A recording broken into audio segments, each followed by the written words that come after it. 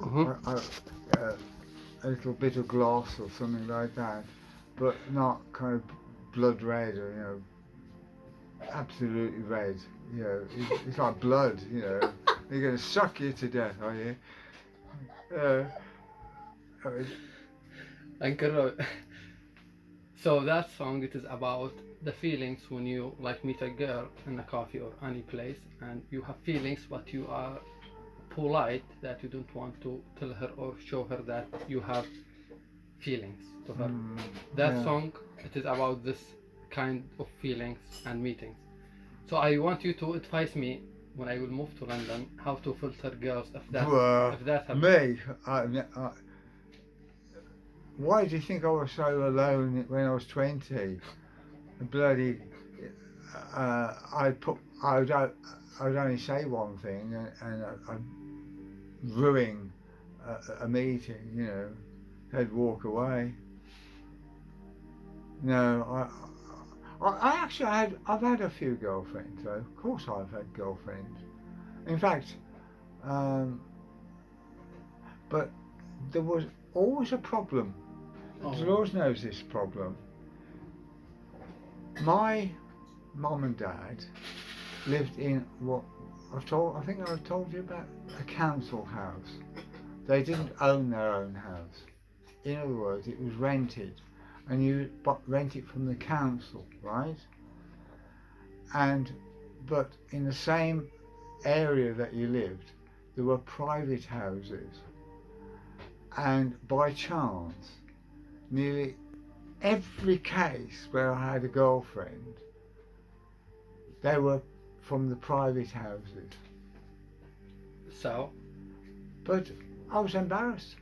oh come on. No, well, yes, I can look back on it now and say, I'd probably say, what. But This was in London, no, Birmingham. Birmingham, and my house that I've got now, Yeah, it is. You my are a hero now. is not a council Yeah, house, it is your own. and that was my aim. That wasn't when I bought properties. Now the house in Hemel Hempstead was private, yes, but it had been council, Ah. and the house before that had been definitely a council house, and there was a scheme by the council that if you'd been in the council house a long, long time, you had the option to buy it, and the person I bought the house from had purchased it from the council. So my first house happened to be partially council. The second house, partially council. And my bungalow represents my success in the Wow. sense that I wanted to get away from the idea, Of to the. me, Oh yeah. that it was a council house. So what was your feeling when you bought that bungalow? When I achieved it, Yeah. I felt I'd made it in life. From looking back to where I was always out of work, where I wasn't getting anywhere in life. I had no direction, no money, no prospects, and I've turned it around to become an engineer, buy my own house, and have a reasonable life. Wow, that's a successful goal in life. But not, but nothing extraordinary. The, the extraordinary part is achieving my goal. But uh, I've known people, school friends and that, who've done very, very well. Done, say a cousin, for instance, exactly the same age as me. He had his own business, and he hosted a party for one of my uncles. It was their something like 40th or 50th wedding anniversary, and he had it at his house. It was a detached house in its own land, you know. It was beautiful. Wow. And so, whereas mine, a little modest house is, um, you compare it to what other people had achieved in the same lifetime. You know, he's exactly the same age, 79. In fact, there was something about my aunties. They all produced a child. Not all produced. A lot of them produced a baby in the same year. Oh. So Carol, cousin Carol, she would have been 79. She's dead now. Um, cousin Janet, she's the same age, and so on. And Michael, it was the one with the big house. He was 79, or so. Um, but I'll compare myself to what they've done. So how many years it take you to collect money to buy that? Well, I wasn't doing very well until my 30s, Oh. early 30s. I got married, and my wife was an intelligent, successful woman. She was a programmer, Oh. mathematician, really, Wow. and very capable. And she guided me along. You know, somehow we saved up for a house. Wow. Guided me a little bit here and there. She's and still alive? I don't know where she is in life. I've even looked for her on the internet. You know, Christine Ann Pike, and that was her name before she got married. I thought she would have reverted back to her maiden name, but she might have married, and therefore I wouldn't have a clue about who she. If you gonna meet her one day, what do you want to tell her? Oh, sorry. Ah. Probably. She was tough on me as well, though. Mm. She used to say some quite horrible things, and but then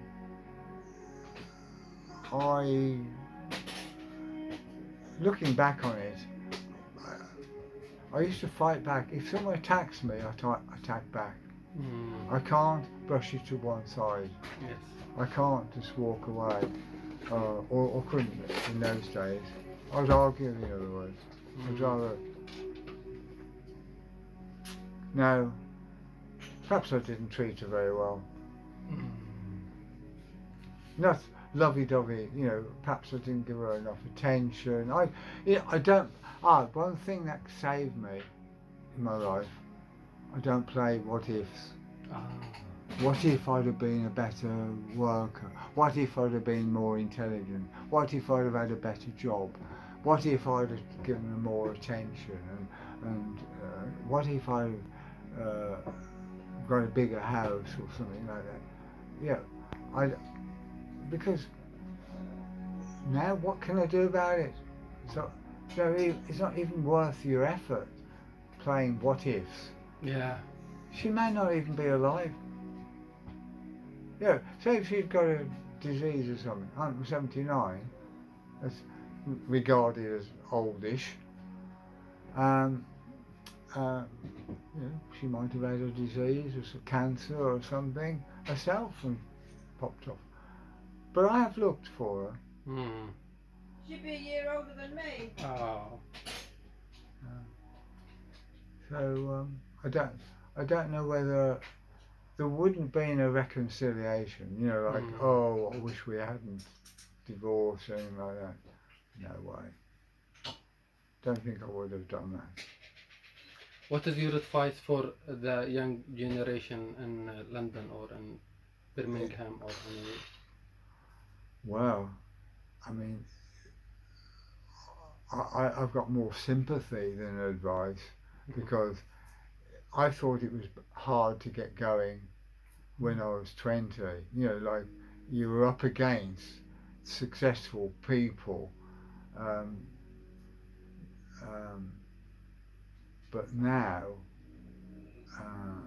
I don't know what the secret of success is. I do believe, and I never used to believe this, it's who you know. in life. I'm sorry. It still works so much in this country, and it works in other countries too. In People another don't- word, what does that mean? it's biased towards the certain group of people, and if you weren't born into that society, it's hard to break in, because you know you can go to for a job and you're using a school tie, you know, Eton or one of the universities, or and the interviewer look at you and knows you're one of us.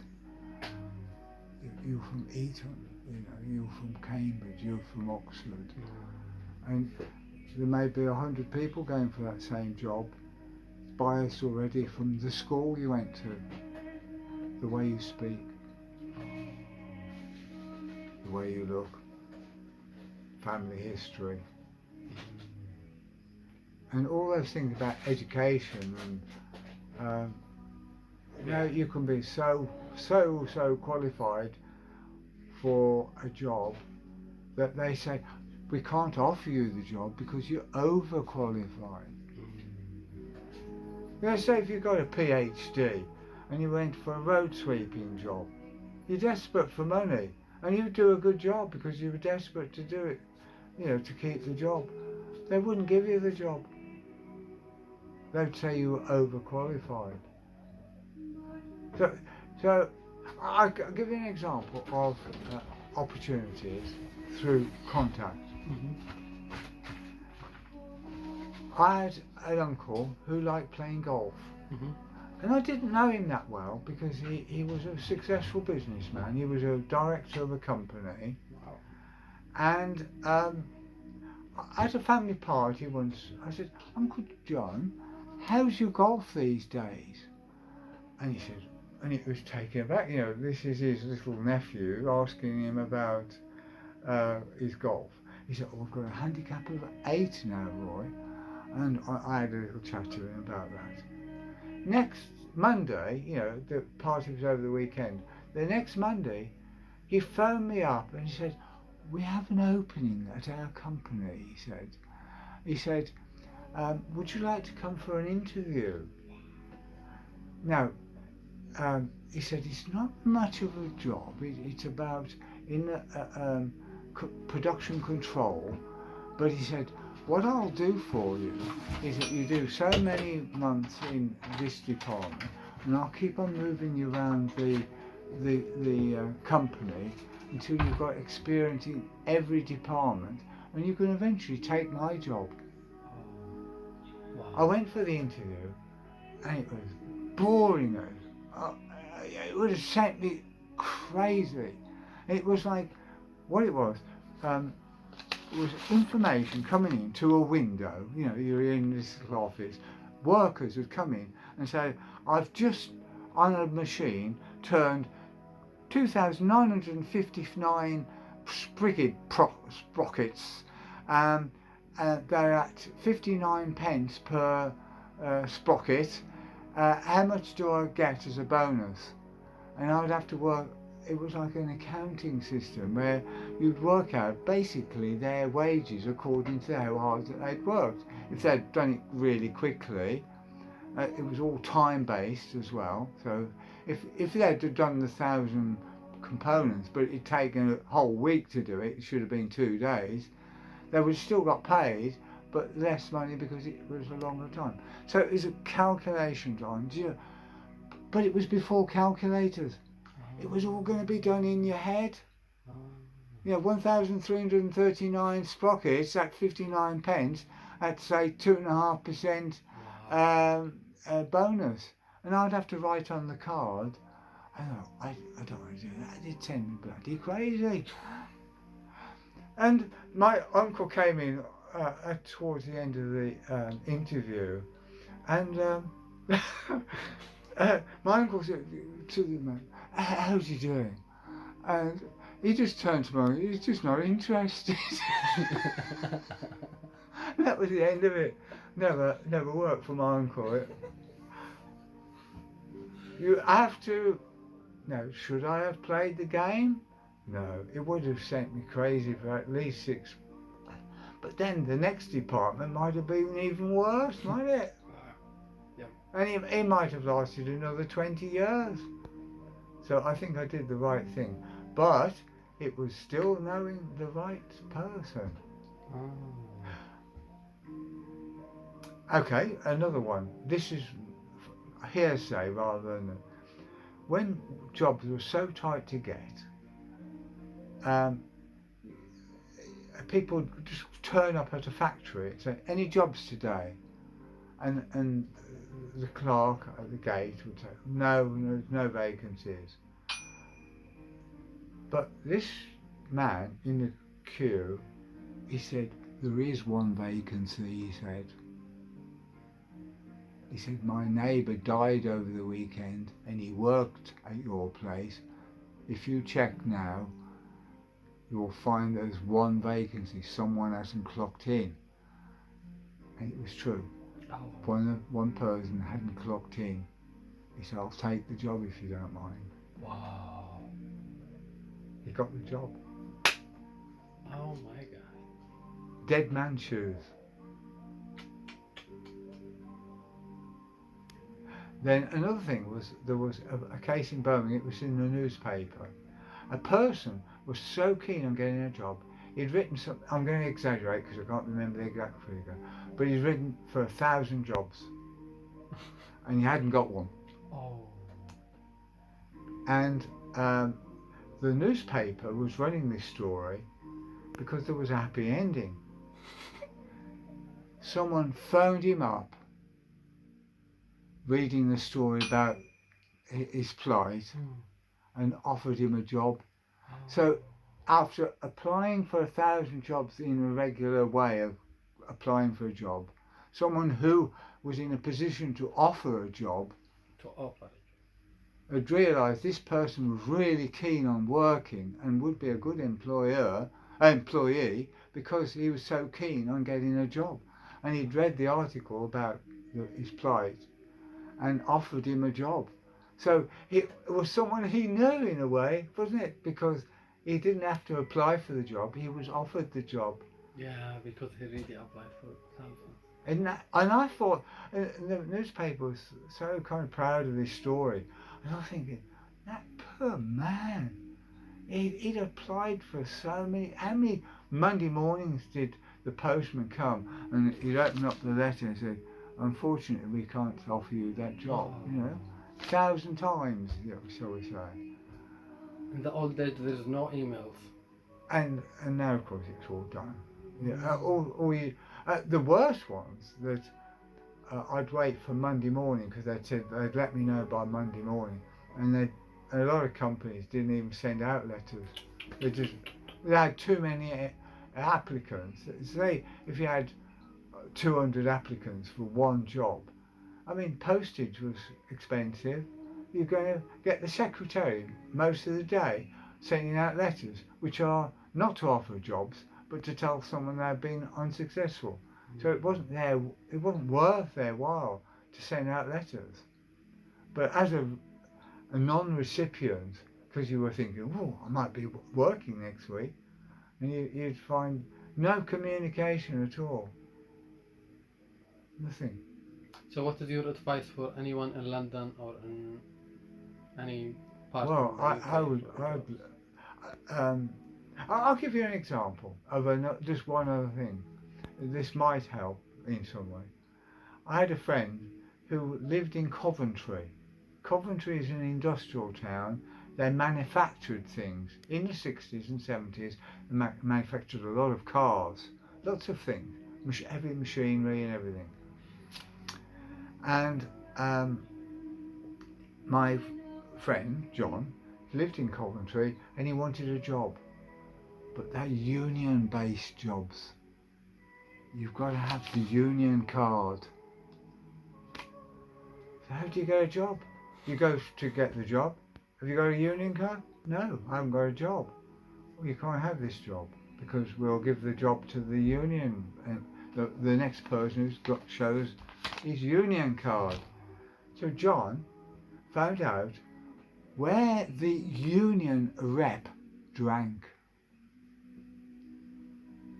And over a week, he did it very carefully. He'd stand by the union rep because he'd got someone to tell him who was a union rep. You know, say let the bearded chap, you know. So he'd stand next to the bearded chap and he'd wait for him to finish his beer and John would say, "Oh, I'm going to order now. Would you like a beer, sir?" And he'd feed him the odd glass. And over the week, more and more beers.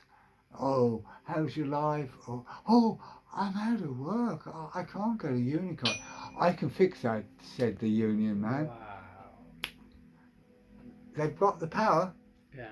They've got the authority to give the union card to the people they think are. He got his union card, got himself into it, Coventry industrial base, and then you're made for life then, because the union card's not taken away from you. Wow. If you pay the dues, that is your subscription. So you learn from others. You might have a group of people, and if they've got jobs, find out how they did it.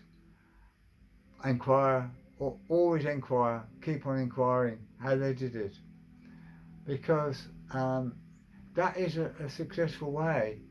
Because prisoners sometimes go to prison with a minor offence. Yeah, they've been sent to prison for it's quite minor. And they learn more about crime in prison Yeah, that's right. than when they were outside. Yeah. And they say, "Oh, you shouldn't have tried to pass a check. You know, you should do it this way." And they do their 3 months in prison, They did, and yeah. now they've got a bloody scheme on how to defraud the council or something. A much better scheme. And of course, you know, the next time they get caught, it's a 2-year sentence instead of 3 months, you know. But it's going to the people who know. And I helped a Chinese woman get a job. How?